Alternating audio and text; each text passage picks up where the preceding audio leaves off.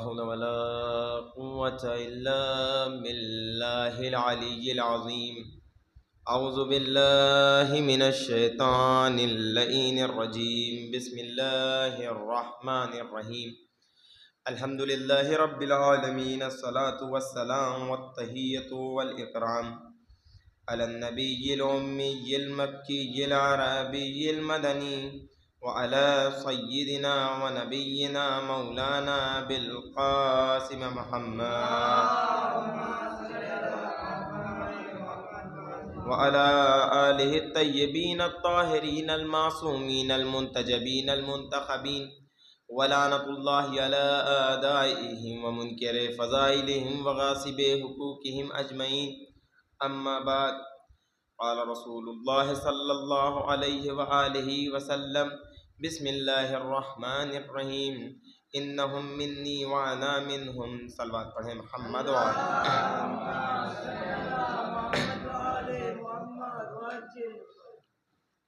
ایک اور صلوات پڑھیں محمد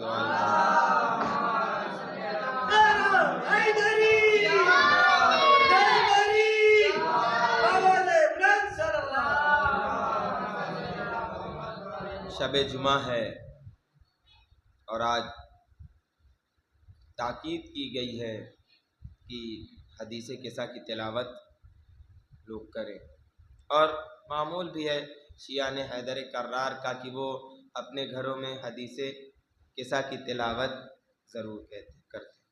حدیث یعنی پیغمبر کا قول، اور قصہ یعنی چادر والی حدیث. تو آج کا میرا موضوع بھی یہی ہو گیا کہ حدیث قصہ پہ ہی کیوں نہ ایک مجلس ہو جائے. جتنا ممکن ہو سکا اتنا سمجھا پاؤں گا، اور شاید سے پورا میں بھی نہ سمجھاؤں. جتنا میری سمجھ میں آیا انشاءاللہ اتنا میں آپ کی سمجھ میں، آپ کے سماعتوں تک ضرور پہنچانے کی کوشش کروں گا. صلوات پڑھیں محمد.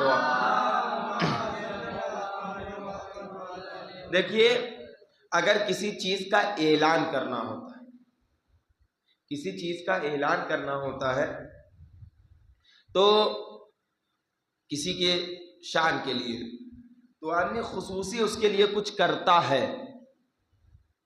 توجہ فرمائی گئی کہ ایک جملے پر اگر کسی کے لیے کچھ کرنا چاہتا ہے آدمی تو اس کے لیے خصوصی کوئی اہتمام کرتا ہے، کیونکہ اب آخری وقت بھی ہے، اسلام ان قریب مکمل بھی ہونے والا ہے.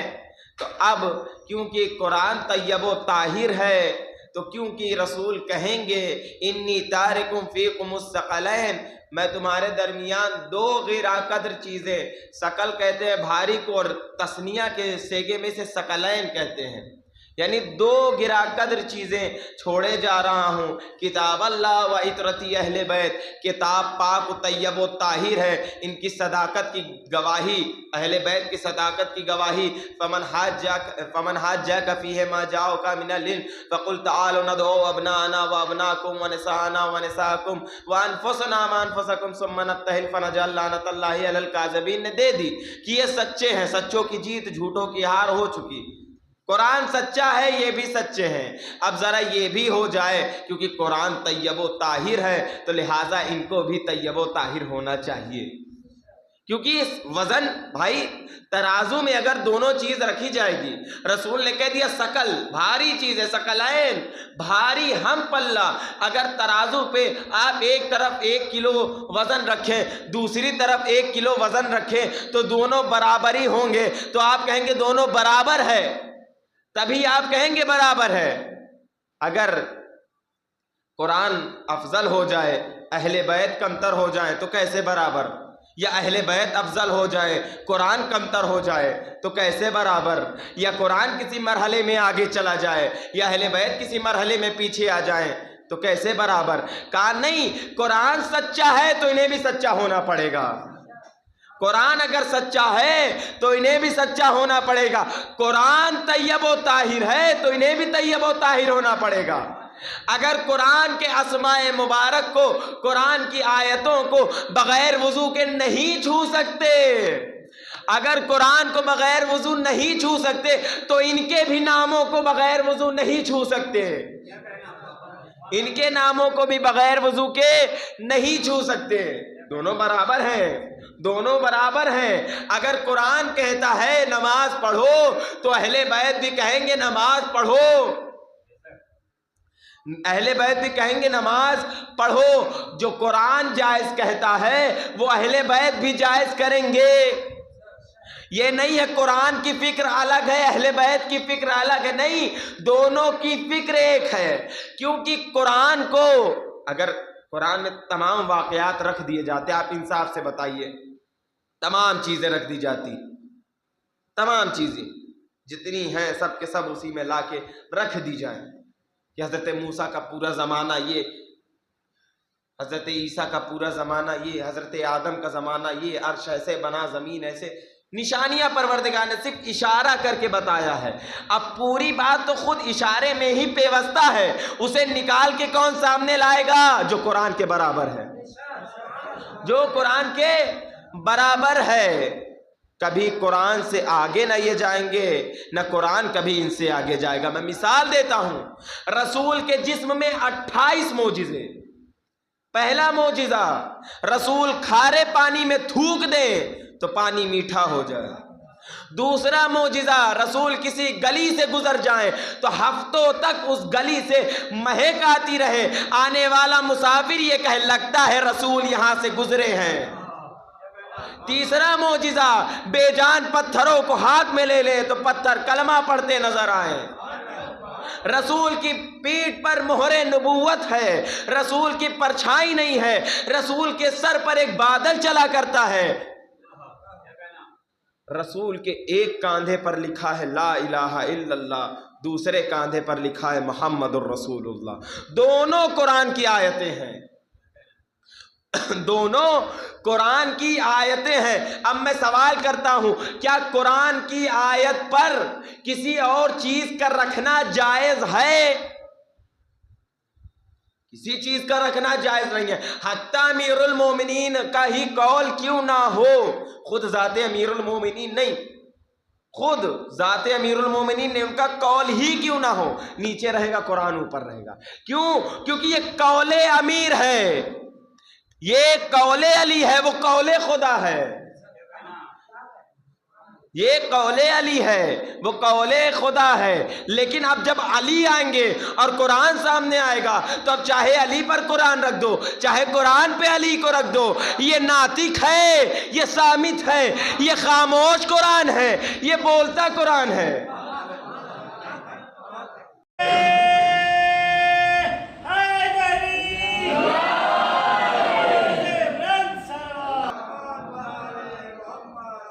رسول کی پیشانی ایک کاندھے پر لکھا ہوا لا الہ الا اللہ، دوسرے پر لکھا ہوا محمد الرسول اللہ۔ رسول اللہ فاتح مکہ ہو چکا ہے، جیت چکے، تمام نجاستوں کو دور کیا جا رہا ہے، تمام پتھر کے خداؤں کو توڑا جا رہا ہے۔ ایک بڑا بت تھا جس کو اب کیسے توڑا جائے،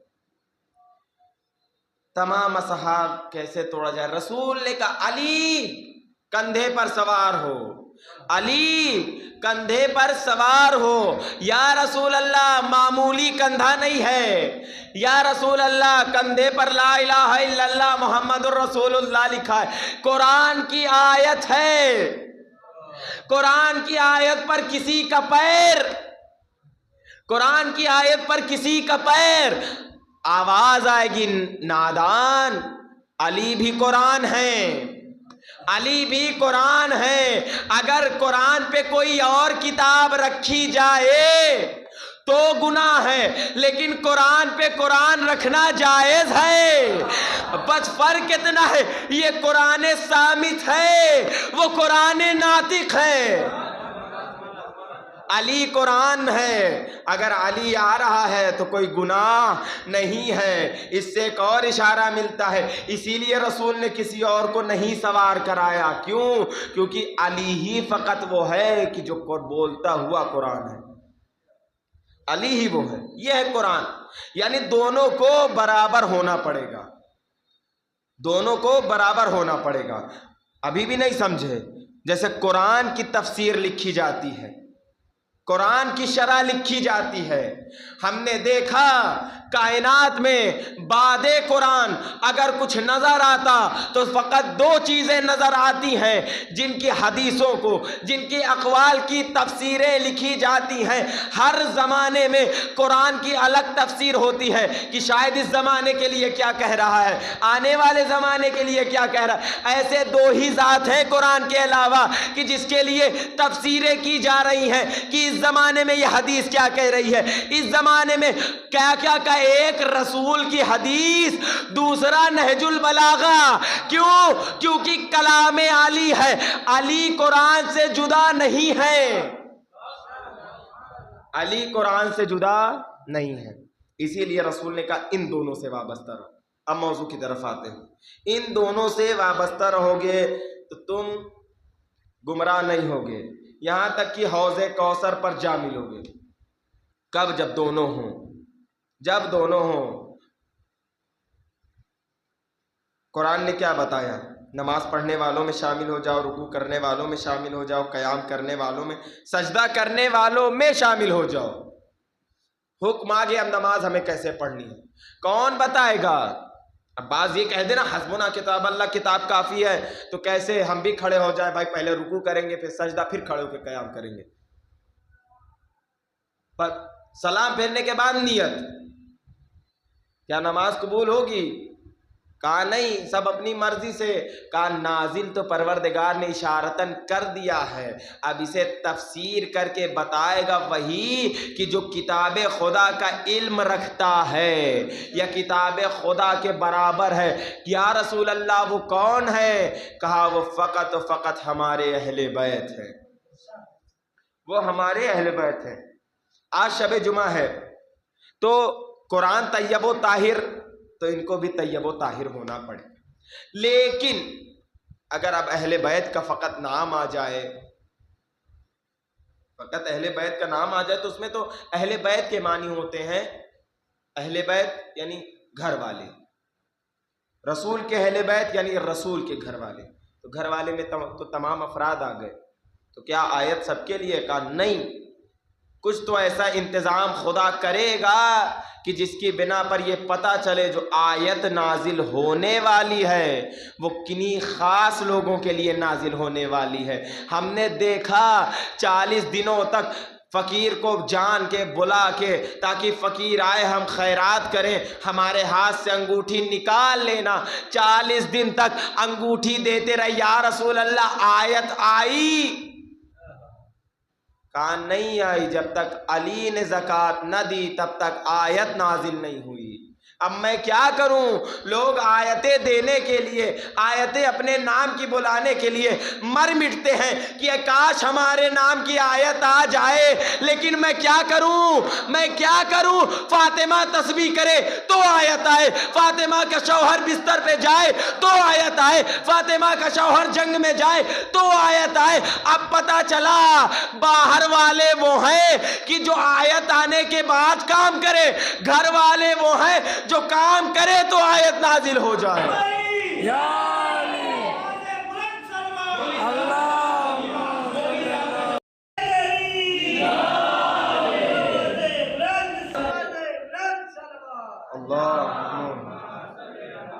تو خدا کچھ نہ کچھ تو انتظام کرے گا۔ کہاں؟ ہاں خدا نے ایک انتظام کیا جس کو ہم اور آپ اکثر پڑھتے رہتے ہیں۔ کیا؟ کہا حدیث قصہ، یعنی چادر والی حدیث۔ کیا ہوا؟ کس سے روایت ہے؟ ان جابر بن عبداللہ انصاری، جابر بن عبداللہ انصاری سے روایت ہوئی۔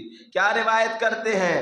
انہو قال عن فاطمہ الزہرا علیہ السلام، مجھ سے فاطمہ زہرا سلام اللہ علیہ نے بتایا۔ پورا نہیں پڑھوں گا، جہاں جہاں مجھے سمجھ میں آ رہا ہے یا میں سمجھا سکتا ہوں اس کو میں ضرور پڑھوں گا۔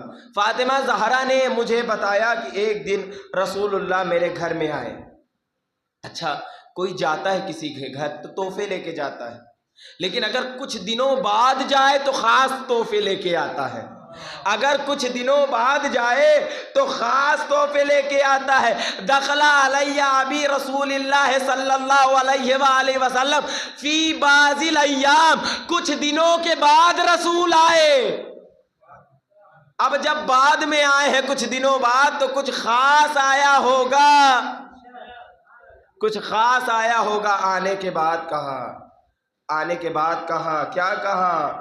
یا فاطمہ تو، یا فاطمہ تو، یعنی سلام کرنے کے بعد انی اجدو فی بدنی ضعفا، میرا بدن ضعف محسوس کر رہا ہے، تھکن محسوس کر رہا ہے۔ اچھا تو کیا کریں جناب فاطمہ زہرا سے آپ کہہ رہے ضعف محسوس کر رہا ہے، یعنی حکیم بلائیں، دوائی کا انتظام کریں، کچھ ایسا کریں کہ جس سے آپ کے بدن کا درد چلا جائے۔ کیا کہا؟ یا فاطمہ تو ایتینی بالکسائی الیمانی فغطینی بہ، فاطمہ کسائی یمانی لے کے آؤ اور مجھے اڑھا دو۔ یا رسول اللہ، میں نے کسی مجلس میں شاید یہ جملہ کہا تھا، یا رسول اللہ لوگوں کی طبیعت خراب ہوتی ہے، بدن میں تکلیف ہوتی ہے تو وہ جاتا ہے حکیم کے پاس تاکہ اس کے بدن میں تکلیف دور ہو سکے، یہ ایک ایسی دوا ہے کہ چادر اڑھائی جائے اس کے بعد آپ کا درد؟ تمہیں سمجھ میں نہیں آیا؟ ملائکہ نوح جیسے نبیوں کو پتھر ہٹا کے ملائکہ کے پر شفا یاب کرتے ہیں، کن کو؟ عام نبیوں کو، اولو العزم نبیوں کو۔ سردار انبیاء کو فاطمہ کی چادر شفا یاب کرتی ہے، سردار انبیاء اور چادر فاطمہ زہرا سلام اللہ علیہ۔ کیسی چادر؟ جو اگر سر پہ ڈھانپی جائے تو پیر کھل جائے، اور پیر چھپایا جائے تو سر کھل جائے۔ روایتوں میں سب کچھ آیا ہے کیونکہ بہت جلدی فاطمہ زہرا نے اڑھا دیا۔ اب کہتے ہیں نا رسول کو بہت گھٹایا، رسول کو بہت گھٹایا، علی کو بہت بڑھایا۔ بھیا یہی ہوتا ہے، جب آدھی بات ہم سے لوگے تو یہی سمجھ میں آئے گا۔ علی ہم سے لیا، رسول خود سے لیا، علی بھی ہم سے لو، رسول بھی ہم سے لو، تب سمجھ میں آئے گا کہ ہم کیا رسول کو سمجھتے اور کیا علی کو مانتے ہیں۔ فاطمہ زہرا نے جب چادر اڑھائی، اڑھانے کے بعد کیا ہوا؟ کہ رسول کا چہرہ چاند کے مانند، کیسے؟ 14ویں کے چاند کے مانند چمکنے لگا۔ یہ بنو ہاشم کے لوگ ہیں جن کے چہرے چاند نما ہوا کرتے ہیں۔ اس کے بعد ایک سلسلہ شروع ہوا، کیونکہ نانا آیا ہے، امام حسن داخل ہوئے، سلام کیا، امام حسین داخل ہوئے، سلام کیا، امیر المومنین داخل ہوئے، سلام کیا۔ اب دیکھیے ہم کو سکھانا کیا چاہ رہی ہے حدیث کے ساتھ۔ دیکھو جب بھی گھر میں داخل ہو تو سلام ضرور کرو۔ فاطمہ زہرا کے گھر کے بچے گھر میں داخل ہوتے ہی سلام کر رہے ہیں، یعنی گھر میں جب داخل ہو تو بڑوں کو سلام کیا کرو۔ یہ فاطمہ زہرا نے اپنے بچوں کو تربیت دی تھی۔ اب جو مائیں اپنے بچوں کو یہ سکھائیں کہ جب گھر میں داخل ہو تو سلام کیا کرو، تو سمجھ لو یہ سنت فاطمہ پہ عمل ہے، یہ سنت فاطمہ زہرا سلام اللہ علیہا پہ عمل ہے۔ یا رسول اللہ۔ اچھا پھر اس کے بعد کیا پوچھا؟ یا اماں انی اشم عندک رائحۃ طیبۃ کانھا رائحۃ جد رسول اللہ صلی اللہ علیہ وآلہ وسلم۔ امیر المومنین نے کیا کہا؟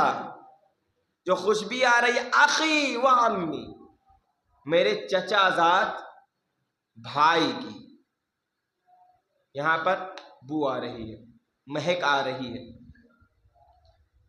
اچھا جس چیز سے آدمی زیادہ متاثر ہوتا ہے اس کے خوشبو کو بھی پہچان لیتا ہے۔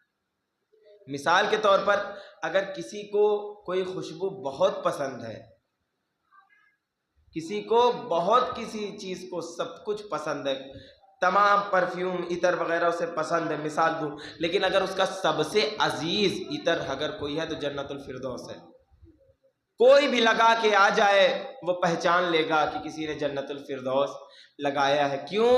کیونکہ اسے سب سے زیادہ پسند ہے۔ تمام افراد کیا کہہ رہے ہیں؟ ہمیں لگ رہا ہے کہ جیسے رسول اللہ کی خوشبو آ رہی ہو، یعنی یہ بتانا چاہتے ہیں کہ ہمیں رسول اللہ کی خوشبو اتنی پسند ہے کہ اگر رسول کی خوشبو محسوس کرے تو سمجھ جاتے ہیں کہ رسول ہمارے گھر میں آئے ہوئے ہیں۔ یہ امام حسنین امیر المومنین اس کے بعد ایک ایک کر کے اتأذن لی ان اکون معک تحت الکساء، سب نے اجازت مانگی، کیا اجازت ہے ہم چادر میں آئیں؟ کبھی امام حسن، کبھی امام حسین، کہاں تم سب کو اجازت ہے چادر میں آ جاؤ۔ ایک ایک کر کے سب چادر میں داخل ہوئے۔ کیوں پروردگار؟ یا رسول اللہ آپ چاہتے تو سب کو ایسے، کون سا وہ حسین، کوئی معمولی حسین تھوڑے ہے، وہ حسین کیا نماز پڑھنے میں آپ سے اجازت مانگ کے آپ کی پشت پہ آیا تھا، نماز پڑھتے وقت آپ سے اجازت لے کے کہا نہیں، لیکن نماز میں آ گیا تو نماز طولانی ہو گئی، نماز طولانی ہو گئی۔ یا رسول اللہ ماجرا کیا ہے؟ کبھی تو بچوں نے اجازت نہیں مانگی آپ کے پاس آنے کے لیے، آج ماجرا کیا ہے؟ کیونکہ یہ بچے اللہ کی حجت ہیں، یہ بھی جانتے مجھے اجازت لینے دو، ورنہ کوئی یہ نہ کہے صرف آیت رسول کے لیے آئی تھی، بچے خود بخود جا کے بیٹھ گئے تھے۔ نہیں، انہوں نے اجازت مانگی، میں نے انہیں داخل کیا۔ اس کے بعد جب سب کے سب ردا میں داخل ہو گئے، جب سب کے سب ردا میں جب سب کے سب داخل ہو گئے تو پروردگار کی جانب رسول اللہ اپنے ہاتھوں کو بلند کر کے کہتے اللہم ہؤلاء اہل بیتی، اے پروردگارہ بس یہی میرے اہل بیت ہیں، بس یہی میرے اہل بیت ہیں، اور اہل بیت ہوتے ہوں گے دوسروں کے، رسول کے بس یہی ہیں جو چادر میں ہیں، چادر کے باہر والے کچھ اور ہوتے ہوں گے، لیکن چادر والے ہی فقط اہل بیت علیہ الصلوۃ والسلام۔ اچھا چادری والے کہاں؟ چادری والے آپ ایسوں کا نام لیتے ہیں کہ سمجھ میں نہیں آتا۔ رسول کی ایک بیوی ہے، نام ہے ام سلمہ، ام سلمہ جیسی بیوی آ کے کہتی ہے یا رسول اللہ اجازت ہے چادر میں آؤں، یا رسول اللہ اجازت ہے چادر میں آؤں۔ رسول اللہ کہتے ہیں پاک ہو کوئی شک نہیں، ایمان والی ہو کوئی شک نہیں، لیکن چادر میں نہیں آ سکتی۔ کیوں نہیں آ سکتی؟ کیونکہ آج کچھ خاص ہونے والا ہے، آج کچھ خاص نازل ہونے والا ہے جو صرف چند لوگوں کے لیے آئے گا۔ پھر پروردگار نے کیا کہا؟ لحمہم لحمی، ان کا گوشت میرا گوشت، ان کا خون میرا خون، تمام چیزوں کو چھوڑتے ہوئے ان کا خون میرا خون، ان کا گوشت میرا گوشت، ان کا دوست میرا دوست، ان کا دشمن میرا دشمن۔ یہیں تک نہیں، سلم لمن سالمکم وحرب لمن حاربکم، ان سے جو دوستی اور سلامتی رکھتا ہے اس سے میں بھی دوستی اور سلامتی رکھتا ہوں، ان سے جو لڑائی کرتا ہے، ان سے جو حرب و ضرب کرتا ہے، ان سے رسول بھی حرب و ضرب کرتا ہے، ان سے رسول۔ وَجَعَلْ ثَرَوَاتِكَ وَبَرَكَاتِكَ وَرَحْمَتِكَ وَغُفْرَانِكَ، پروردگار ان پہ صلوات بھیج، ان پہ رحمت بھیج، تمام چیزیں۔ اچھا صلوات کی بات آ گئی ہے تو کہتا ہوں میں چلوں، جناب بہلول دانا کا شاید سے واقعہ ہے یا کسی کا ہے، کسی عالم دین کا ہے، نام نہیں یاد آ رہا، لیکن یہ واقعہ ہے۔ کسی بادشاہ وقت کے پاس پہنچے، کہا کہ میں اسلام کا خلیفہ ہوں، یہ ہوں وہ ہوں، سب کچھ کہتے ہوئے نکلے۔ اس کے بعد کہا یہ بتاؤ اسلام جانتے ہو؟ کہا ہاں مجھ سے اچھا کون جانتا ہے۔ کہا ٹھیک ہے یہ بتاؤ اللہ کیا کر رہا ہے؟ مرتد کافر اللہ کیا کر رہا ہے؟ اللہ کے بارے میں پوچھ رہا ہے، جواب نہیں ہے تو اب قتلی کا تو فتویٰ آئے گا، قتل کر دو اسے۔ کہا میں جانتا ہوں اللہ کیا کر رہا ہے۔ کہا کیا کر رہا ہے اللہ؟ کہا ان اللہ وملائکتہ یصلون علی النبی یا ایھا الذین آمنوا صلوا علیہ وسلموا تسلیما اللہم صل علی محمد وآل محمد۔ پروردگار رسول کے اہل بیت پر صلوات بھیج رہا ہے، پروردگار رسول کے اہل بیت پر، یعنی اللہ والا کام ایک ہم کو بھی ملا ہے، اللہ بھی صلوات بھیج رہا ہے، ہم بھی صلوات بھیج رہے ہیں۔ ایک نقطے کی طرف آپ کو لے کے آنا ہے، ایک نقطے کی طرف آپ کو لے کے آنا ہے۔ تمام چیزیں ہو گئی، اب اتنی ساری چیزیں ہو رہی ہیں تو پروردگار خاموش بیٹھنے والا ہے کیا؟ پروردگار کچھ نہ کہے گا؟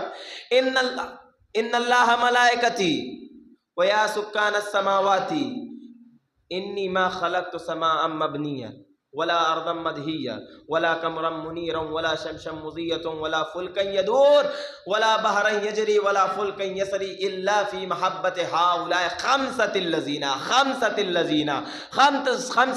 هم تحت الکساء، یہی 5 جو چادر کے نیچے ہیں، یہی 5 جو چادر کے نیچے۔ اے ملائکہ اور اے آسمانوں میں رہنے والے سنو، پروردگار کیا کہتا ہے، یہ زمین کا فرش نہ ہوتا، یہ آسمان کا شامیانہ نہ ہوتا، یہ سورج کی روشنی نہ ہوتی، یہ چاند کی روشنی نہ ہوتی، یہ دریائیں نہ ہوتی، دریاؤں میں رواں پانی نہ ہوتا، ان پر چلنے والی کشتیاں نہ ہوتی، اگر اس چادر کے نیچے آنے والے 5 لوگ نہ ہوتے۔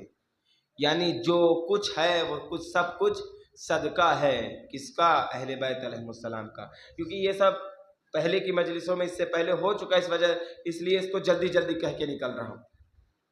اس کے بعد جبریل سوال کرتے ہیں، یا رسول اللہ اجازت ہے جاؤں؟ کہا جاؤ۔ آئے نہیں، جب سب کچھ ہو گیا تو جبریل سوال کرتے ہیں، یا رب ومن تحت الکساء، پروردگار کون ہے چادر کے نیچے؟ کون سوال کر رہا ہے؟ یہ دلچسپ سوال ہے۔ یا رب ومن تحت الکساء، کون ہے چادر ہے میرے پروردگار، کون ہے چادر کے نیچے؟ سوزین حیدر سوال کر رہا ہے، کہا نہیں، کہا جبریل امین ملائکہ میں سب سے افضل، یہ اے پروردگار چادر کے نیچے کون ہے؟ چادر کے نیچے کون ہے؟ کیوں کہا جبریل نے ایسا؟ جبریل نے ایسا کیوں کہا؟ کیوں میں ایسا کہہ رہا ہوں؟ کیونکہ اگر کوئی ایسا آدمی ہو جو کسی کے گھر میں روزانہ جایا کرتا ہوں، اس کے گھر میں وہ روزانہ جایا کرتا ہوں، اور وہ ان لوگوں کو دیکھے کہیں ٹہلتا ہوا، تو اس کے بعد لوگوں سے پوچھے یہ بتاؤ کہ وہ کون ہے، یہ بے وقوفی ہے یا نہیں ہے؟ یہ بے وقوفی ہے یا نہیں ہے؟ کہا کیوں؟ کہا بھائیا روز انہی کے ہاں جاتے ہو، ایک ایک کو پہچانتے ہو، اس کے بعد مجھ سے پوچھ رہے ہو کہ یہ لوگ کون ہے؟ سوال تو آپ کریں گے نا سوال، لیکن اللہ کی بارگاہ میں ایسا سوال، اللہ اکبر، اللہ کی بارگاہ میں ایسا سوال کہ اے پروردگار چادر کے نیچے کون ہے، اور پروردگار اس کے بعد جواب بھی دے رہا ہے۔ بلکہ پروردگار کو تو جبریل سے کہنا، جبریل تم نہیں جانتے تو کون جانے گا؟ کوئی اور ملک سوال کرتا تو کچھ بات تھی، لیکن تم سوال کر رہے ہو۔ فاطمہ کی چکی تم چلاؤ، حسنین کا جھولا تم جھلاؤ، علی کی تلوار کے نیچے پر تم لگاؤ، رسول کے لیے وہی لے کے تم جاؤ، اس دروازے سے روٹیاں لینے تم جاؤ، ان کی مدد کرنے تم جاؤ، رضوان کے ساتھ کپڑے پہنچانے تم جاؤ، ان کی ہر وقت مدد کے لیے تم موجود رہو۔ تم سے بہتر حسنین کریمین کو کون پہچانے گا؟ تم سے بہتر فاطمہ کو کون پہچانے گا؟ تم سے بہتر رسول کو کون پہچانے گا؟ سوال ہے نا، جبریل تو پہچانتے، اس کے بعد یا رب ومن تحت الکساء، کون ہے چادر کے نیچے؟ کون ہے چادر کے نیچے؟ کیوں جبریل نے یہ سوال کیا؟ آپ سوچیں کیوں جبریل نے یہ سوال کیا؟ اس لیے کیونکہ ابھی تک پنجتن علیحدہ علیحدہ تھے، اب ایک ساتھ ہیں، ایک ساتھ ہیں۔ ہمارے اہل بیت ایک ہی نور سے خلق کیے گئے ہیں، ذریت امام حسین کی پیشانی پر موجود ہے، یعنی امام حسین اکیلے نہیں ہیں بلکہ ان کی نسل کے 9 امام ان کے ساتھ موجود ہیں، سب کے سب موجود ہیں۔ اب ہم نے دیکھا ہے کہ جب یہ لوگ نکلے ہیں، کب نکلے ہیں؟ جب آیت نازل ہوئی ہے مباہلہ والی، تو ملائکہ کہتے ہیں کہ زمین سے لے کے آسمان تک ایک نور تھا۔ کس لیے؟ کیونکہ پنجتن ایک ساتھ تھے۔ آج پھر پنجتن ایک ساتھ ایک چادر کے نیچے بیٹھے ہیں، اور پنجتن کا نور زمین سے لے کے آسمان تک بکھرا ہوا ہے، لیکن پھر بھی جبریل تو بھی نور ہے، جبریل تو بھی نور ہے، یہ بھی نور ہے، اس کے بعد یہ کیسا سوال؟ جبریل اس کے بعد یہ کیسا سوال کہ کون ہے چادر کے نیچے؟ جبریل کا نور نور اصغر ہے، ان کا نور نور اکبر ہے۔ پہلے ایک اشارہ سن لیجئے، جبریل کا نور نور اصغر ہے، ان کا نور نور اکبر ہے۔ جب نور اصغر کے سامنے نور اکبر چمکا ہے تو نور اصغر پہچان نہ سکا کہ ان نور اکبر میں موجود کون کون ہے۔ جبریل جیسا ملک دھوکے میں آ گیا کہ کون ہے اندر، کہ پروردگار سے چلو سوال کریں۔ یا دوسری وجہ یہ ہو، جب جبریل کو بھی تازہ تازہ پیدا کیا گیا ہے، جبریل کو بھی تازہ تازہ بنایا گیا ہے، جبریل جیسے نبی کو خلق کیا گیا ہے۔ کب؟ ابھی توجہ کا طالب ہوں، جبریل کو ابھی تازہ تازہ خلق کیا گیا ہے۔ پروردگار سوال کرتا ہے، جبریل میں کون ہوں؟ پروردگار کہتا ہے میں کون ہوں؟ جبریل کہتے ہیں انا وانتا انتا۔ جبریل کہتے ہیں میں ہوں، تو ہے۔ پھر سے جبریل میں کون ہوں؟ جبریل کا پھر سے جواب انا انتا، میں ہوں، تو ہے۔ بار بار یہی جواب اتنے میں ایک گوشے سے جہاں پر ان اہل بیت کا نور موجود تھا، آپ نے سنا ہے نا جبریل کا ٹیچر علی، سنا ہے نا، آواز آئی جبریل کہو انتا رب الجلیل وانا عبد الصغیر۔ یعنی کیا جبریل کہو اے اللہ تو رب جلیل ہے اور یہ جبریل بندہ صغیر ہے۔ لیکن جبریل چونکہ ابھی نئے پیدا کیے گئے ہیں، جبریل کہتے ہیں انا رب الجلیل وانتا عبد الصغیر، میں رب جلیل ہوں اور تو بندہ صغیر ہے۔ کس سے کہہ رہے ہیں؟ پروردگار سے۔ ابھی تازہ خلق ہوئے ہیں، غلطیاں ابھی معاف ہیں۔ پھر اس بار تھوڑے آواز بدل کے، لہجہ مضبوط کر کے آواز آئی، جبریل کہو انتا رب الجلیل وانا عبد الصغیر۔ آواز میں اتنا دم تھا کہ جبریل کو اللہ سے مخاطب ہونے کے بجائے اس نور کی طرف مخاطب ہو کے کہتے ہیں انتا رب الجلیل وانا عبد الصغیر۔ جبریل دھوکہ کر رہے ہیں، جبریل سے دھوکہ ہو گیا۔ کیا ہو گیا جبریل سے؟ جبریل کو اللہ کو کہنا چاہیے، جبریل اہل بیت کو کہہ رہے ہیں انتا رب الجلیل، آپ رب جلیل ہیں، وانا عبد الصغیر۔ اب واقعہ سمجھ میں آیا، آج پھر سے نور یکجا ہے۔ وہی نور جب یکجا تھا تو جبریل پریشان ہو گیا، کدھر دیکھ کے کہوں کون رب جلیل، کون بندہ صغیر؟ ارے تب تو ابھی پیدا ہوا تھا، تب فوراً خلق کرا گیا تھا، تب کی غلطی معاف تھی، آج کی غلطی معاف نہیں ہے۔ پروردگار میں اپنی زبان سے کلام نہیں کروں گا کہ خطا کار ہو جاؤں، تو ہی بتا دے کہ چادر کے نیچے کون ہے۔ جبریل نے اپنے دامن کو بچایا ہے تاکہ میں گناہگار نہ ہوں، تو ہی بتا کہ چادر کے نیچے کون ہے۔ صلوات پڑھیں محمد و آل محمد۔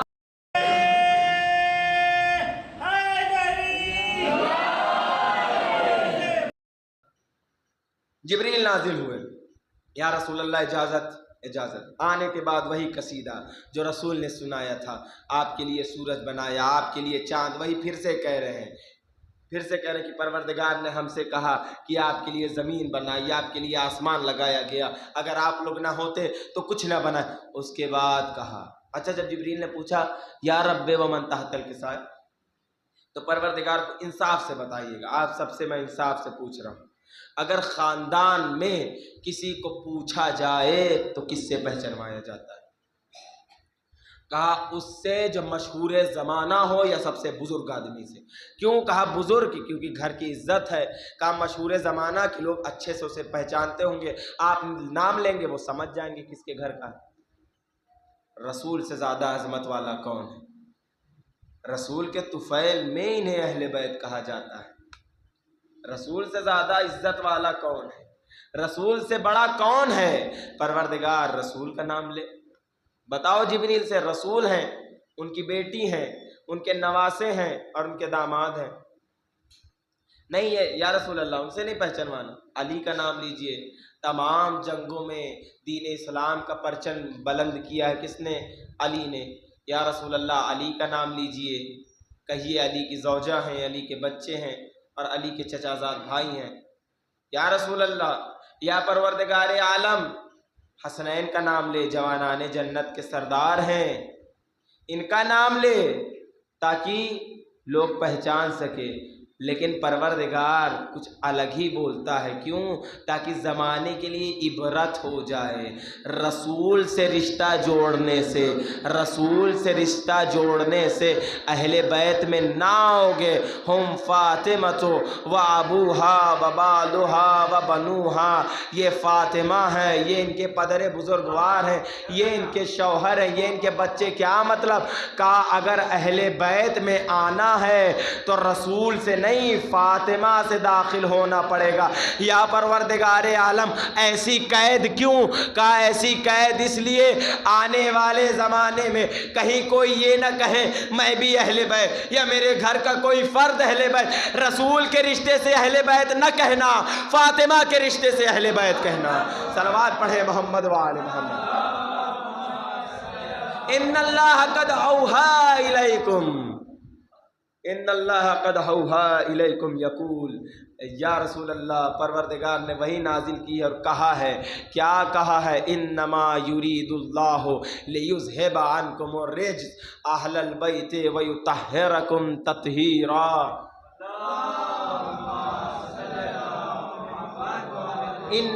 انما میں نے پھر کہا تھا انما قید کے لیے آتا ہے، انما بس یہی اور ان کے سوا۔ ایسا طیب و طاہر کر دیا، ایسا طیب و طاہر کر دیا کس کو؟ ان کو، کہ ان سے نجاست کوسوں دور ہے، ان سے نجاست کوسوں دور ہے۔ شاید سے یہاں مجھے یاد نہیں آ رہا یہاں کی مجلس میں کہا یا کہیں اور کی مجلس میں یہ جملہ کہا، لیکن میں نے کہا ضرور ہے۔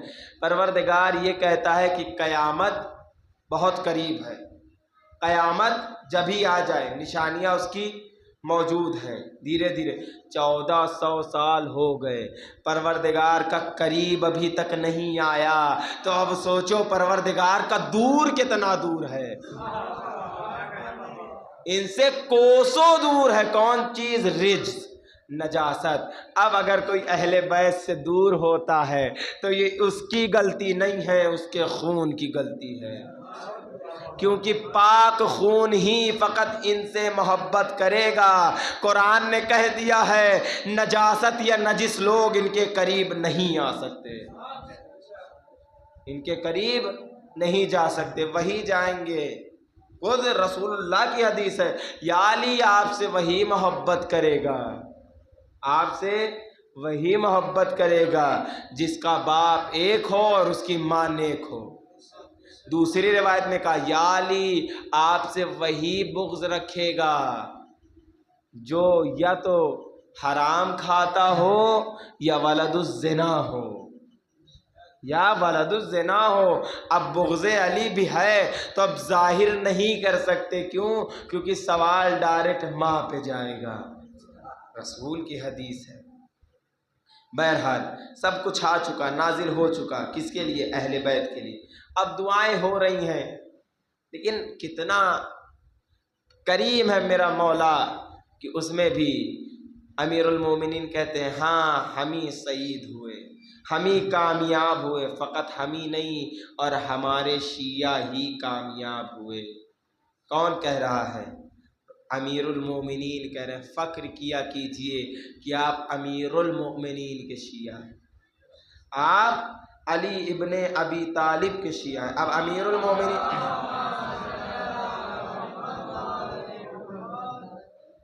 اب امیر المومنین کی بات آ گئی ہے، یہی سے کہہ کر رفت مسائل کی طرف۔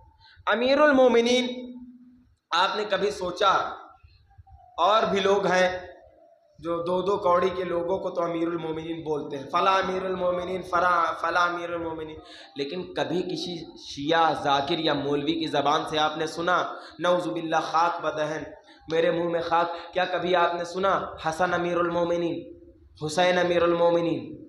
کہا نہیں سنا۔ آپ نے سنا کبھی؟ نہیں سنا۔ کیا سنا؟ امیر المومنین کہا گیا، آپ سمجھ گئے کوئی اور نہیں، فقط میرا مولا علی۔ کیوں؟ کسی اور کو کیوں نہیں؟ امام صادق کو کسی نے آ کے کہا یا امیر المومنین، امام صادق نے کہا چپ چاپ سے بیٹھ جاؤ، ڈانٹ دیا امام نے۔ کیوں؟ کہا امیر المومنین فقط علی ابن ابی طالب۔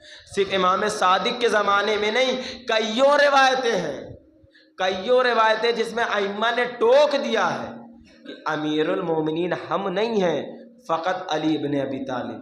اچھا، امر سے نکلا ہے امیر المومنین، یہ 14 کے 14 صاحب امر ہے، سب کو کہو امیر المومنین۔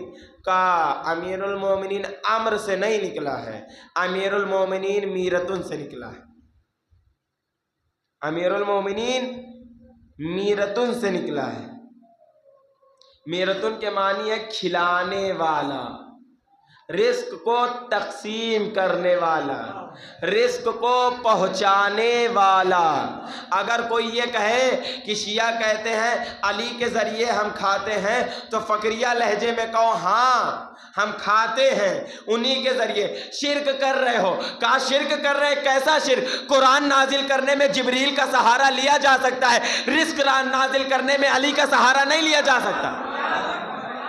اس میں تو نہیں کہا کہ شرک ہو رہا ہے، اس میں کیسا شرک؟ دین نازل کرنے میں پیغمبر کا سہارا لیا جا سکتا ہے، حیات و موت دینے میں اہل بیت کا سہارا نہیں لیا جا سکتا۔ حج نازل کرنے میں، نماز نازل کرنے میں فرشتوں کا سہارا، قرآن کا سہارا لیا جا سکتا ہے، جنت و جہنم کو تقسیم کرنے میں امیر المومنین کا سہارا نہیں لیا جا سکتا۔ ہاں، رزق کا ضامن تو پروردگار ہے، لیکن جس کے ہاتھ میں دیا ہے اس کا نام علی ابن ابی طالب۔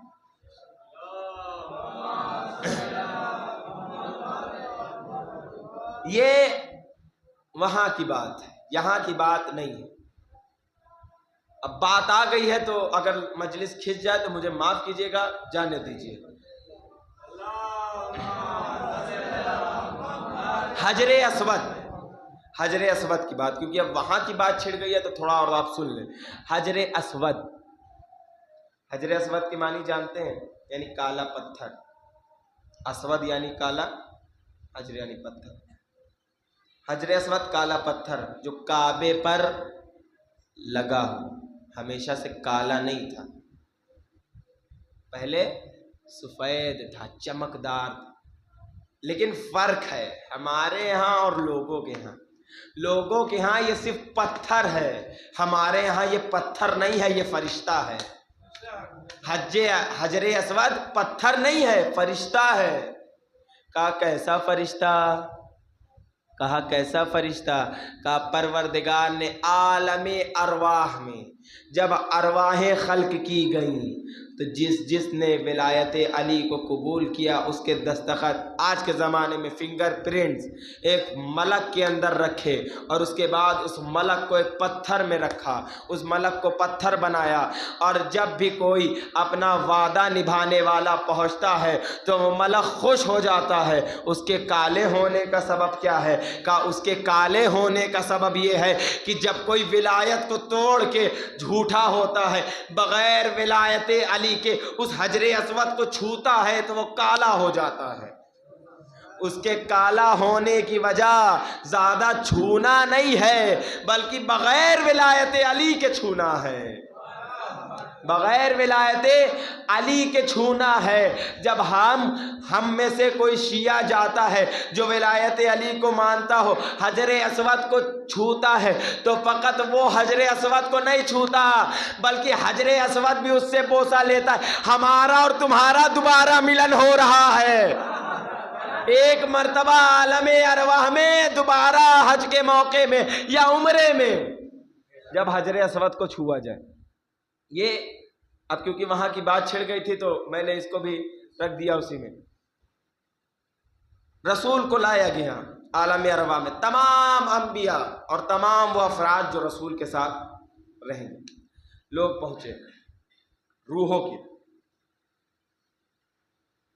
آنے کے بعد جب تمام لوگ کھڑے ہوئے، پروردگار بات کر۔ اب یہاں سے یہ مراد نہیں کہ پروردگار سب کو دکھائی دے رہا تھا، پروردگار ہے، موسیٰ کے لیے ایک پیڑ سے آواز پیدا کر سکتا ہے، وہ کہیں سے بھی آواز پیدا کر سکتا ہے۔ وہ بولتا ہے بغیر منہ کے، سنتا ہے بغیر کان کے، یہ ہمارے یہاں پایا جائے گا، لوگوں کے یہاں پیر بھی مل جاتا ہے۔ کہا رسول کی حفاظت کون کرے گا؟ والد اٹھے جناب عبداللہ میں کروں گا، آپ نہیں ہوں گے۔ جناب عبد المطلب اٹھے، ہاں آپ کریں گے لیکن صرف 5 سال، اس کے بعد کچھ عرصے تک، روایتوں میں اختلاف ہے، اس کے بعد کون کرے گا؟ سب خاموش ہے، جو اٹھ رہا ہے تم نہیں رہو گے تم۔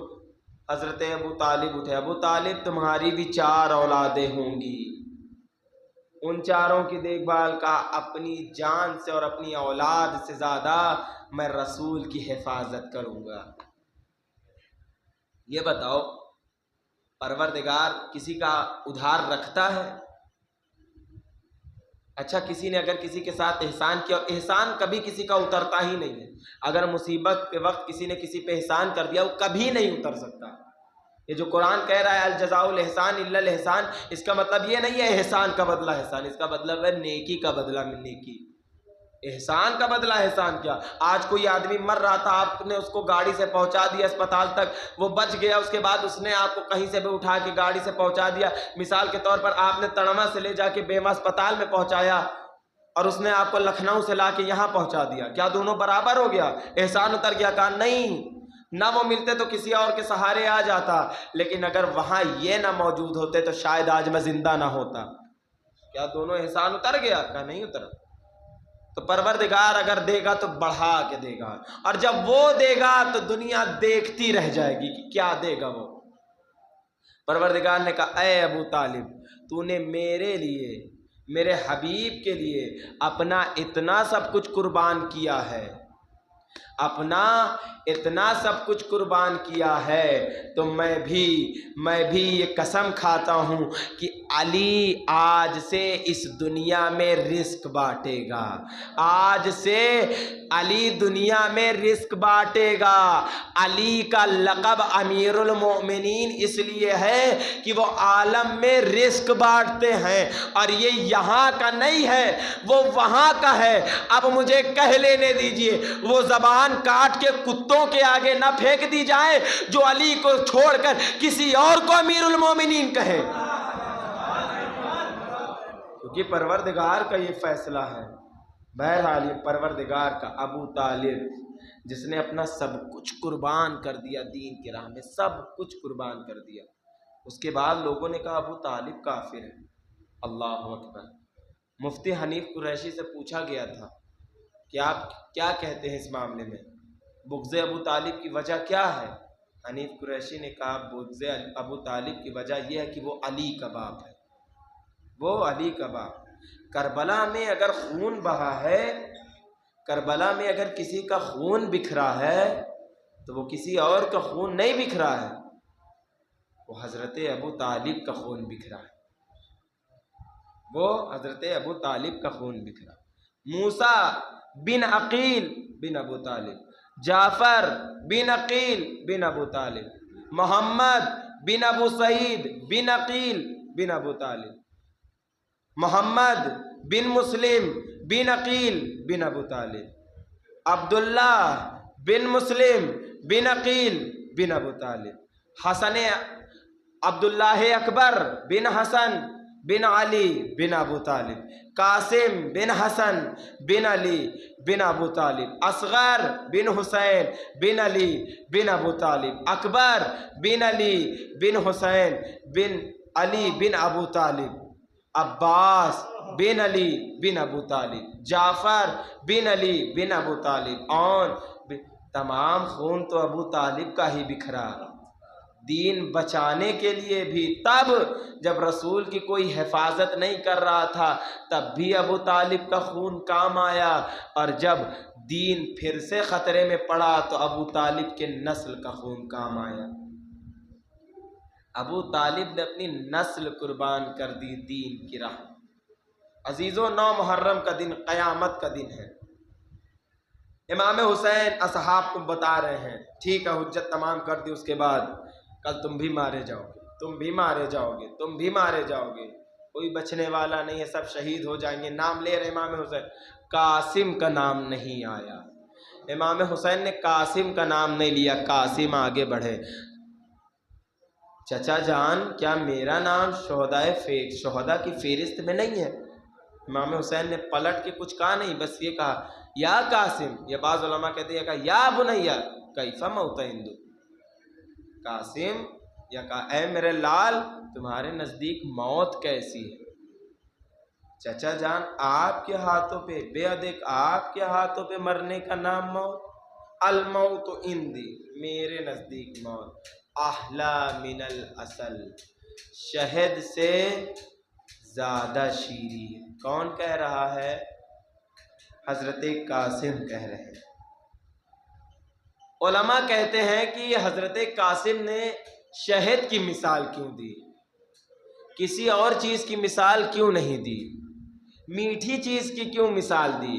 روایتیں کہتی ہے قاسم اتنے چھوٹے تھے کہ قاسم کے چہرے پر ابھی داڑھی کے دور تک کوئی اثرات نہیں تھے، اور قاسم کا سین اتنا چھوٹا تھا، بعض علماء کہتے ہیں شاید اس وجہ سے کہ بچوں کو میٹھی چیزیں بہت پسند ہوتی ہے، اسی وجہ سے قاسم نے کسی اور چیز کی مثال نہیں دی، موت کی مثال شہد سے دی، کیونکہ قاسم ابھی کم سن ہے۔ لیجیے عزیزو، ابھی یہ بات ہو رہی تھی کہ امام حسین نے کہا قاسم تمہارا نام شہدائے فہرست میں ہے، اتنا ہی نہیں قاسم تمہارے ششماہ بھیا حسن علی اصغر کا بھی نام ہے۔ جیسے ہی یہ سنا قاسم کا خون، بنو ہاشم کا خون تڑپ گئے، چچا جان کیا فوج آدھا خیمے تک آ جائے گی؟ کم سن ہے لیکن ماؤں بہنوں کے پردے کا خیال ہے۔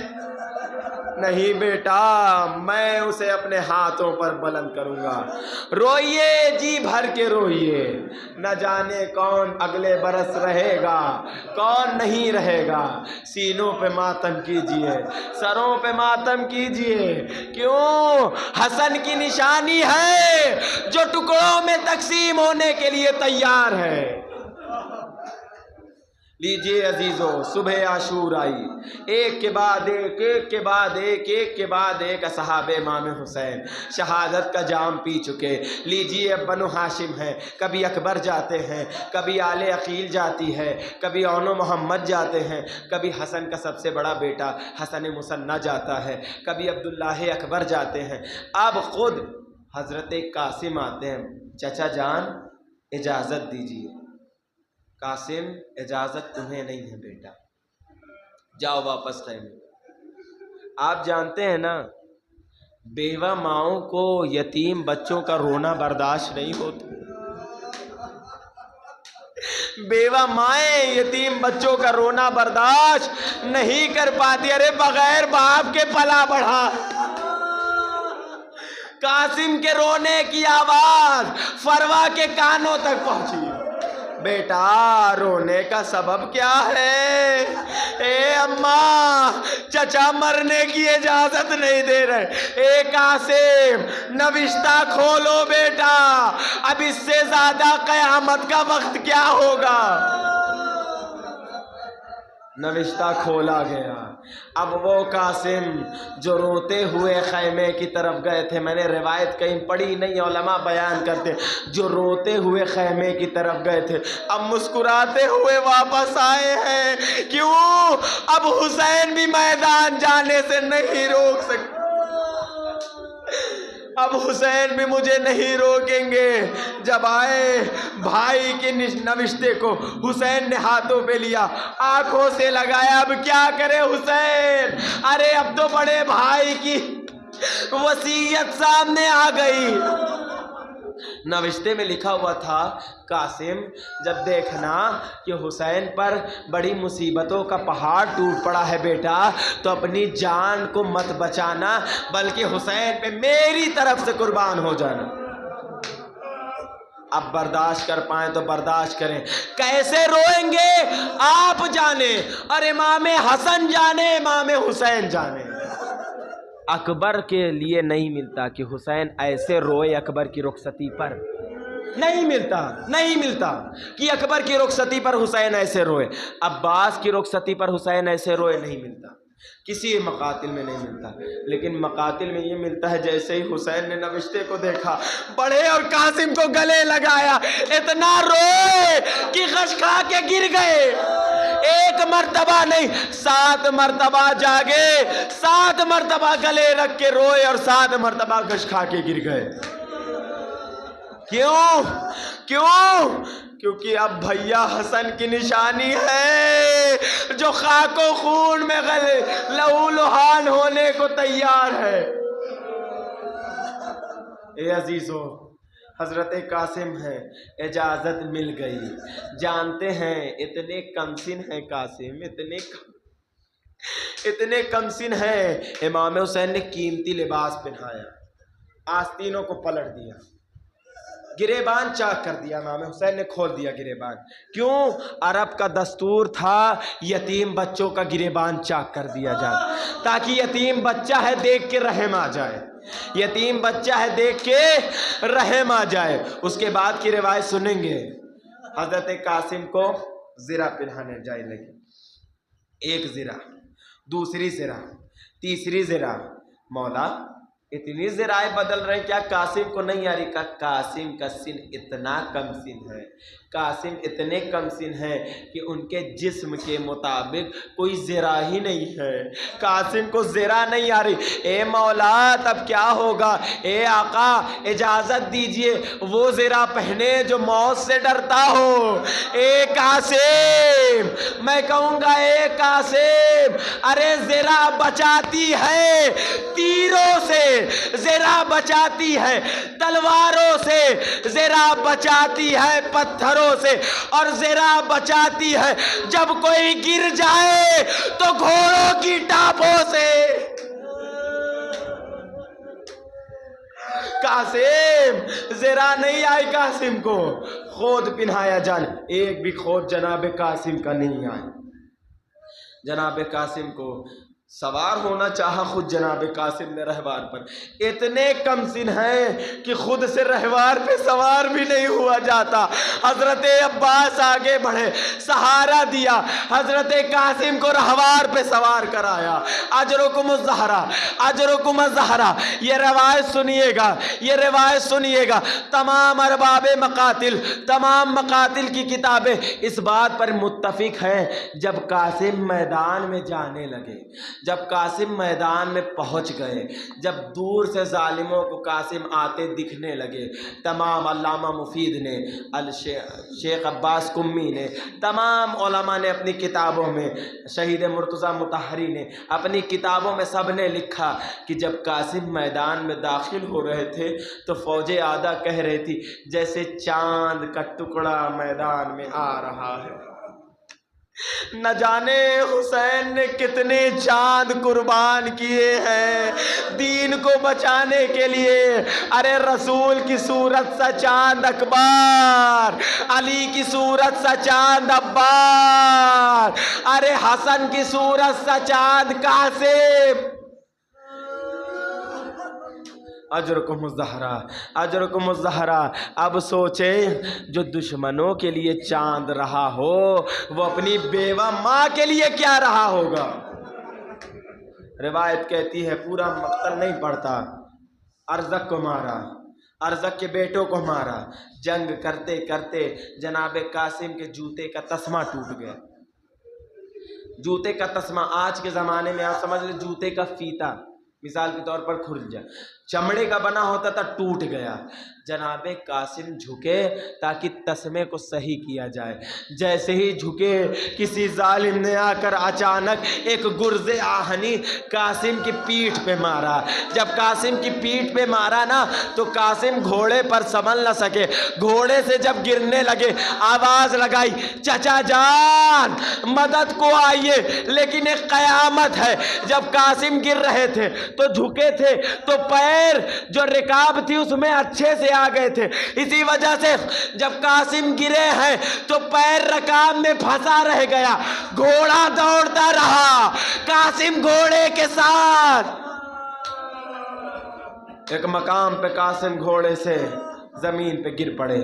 قاتل قاسم جس نے گرز مارا تھا وہ تھوڑا ادھر آیا اور آنے کے بعد اپنی تلوار کو گھماتے ہوئے کہہ رہا ہے ارے جس نے ارزق کو مارا، جس نے ارزق کے بیٹوں کو مارا، اس قاسم کو میں نے مارا، اس قاسم کو میں نے مارا۔ بعض مقاتل کہتی ہیں آگے بڑھ رہا تھا، اتنے میں امام حسین ایک طرف سے، عباس ایک طرف سے، ہاں ہاں حسن کی نشانی ہے نا، حسن کی نشانی ہے نا، عباس نے پالا ہے نا، حسین نے پالا ہے نا۔ کتنی تیزی سے آئے، آنے کے بعد قاتل قاسم پہ ایسا وار کیا کہ اس کا بازو اس کے جسم سے جدا ہوا، وہ فوراً واصل جہنم ہوا۔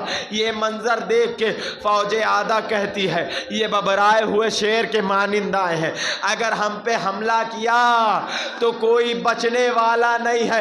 اے عزیزو، اس افراتفری میں مغرب کے گھوڑے مشرق کو بھاگے، مشرق کے گھوڑے مغرب کو بھاگے۔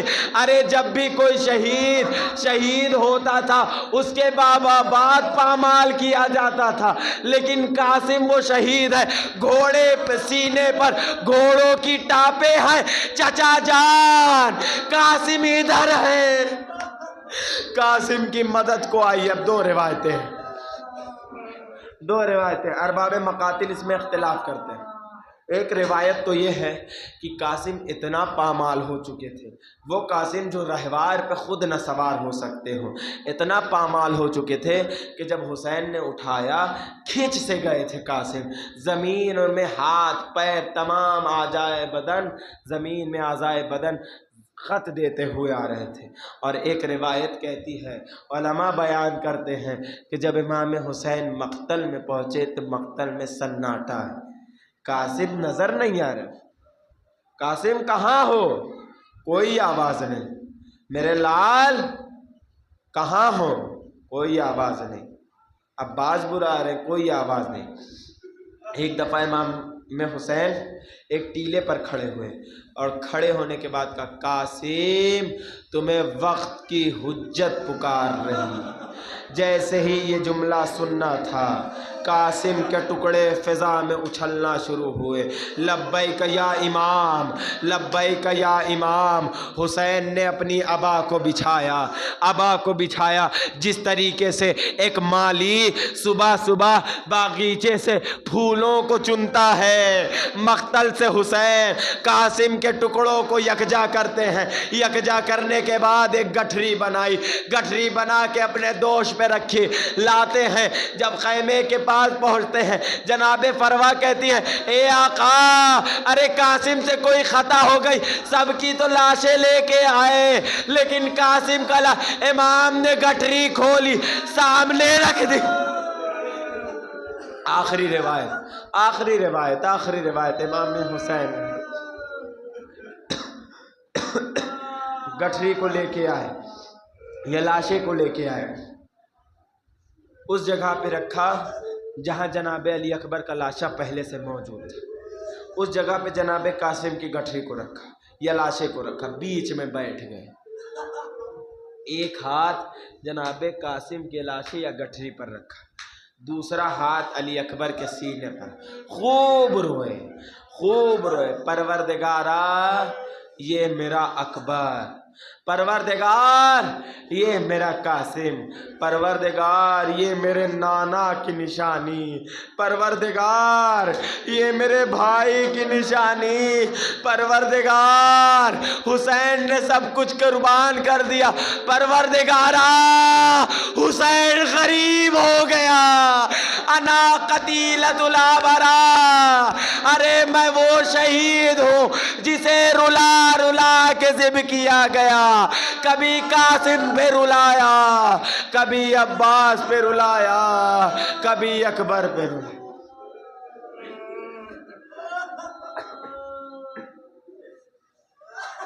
وَسَيَعْلَمُ الَّذِينَ ظَلَمُوا أَيَّ مُنقَلَبٍ يَنقَلِبُونَ إِنَّا لِلَّهِ وَإِنَّا إِلَيْهِ رَاجِعُونَ ذنب کا ظاہر و تسلیم العمل۔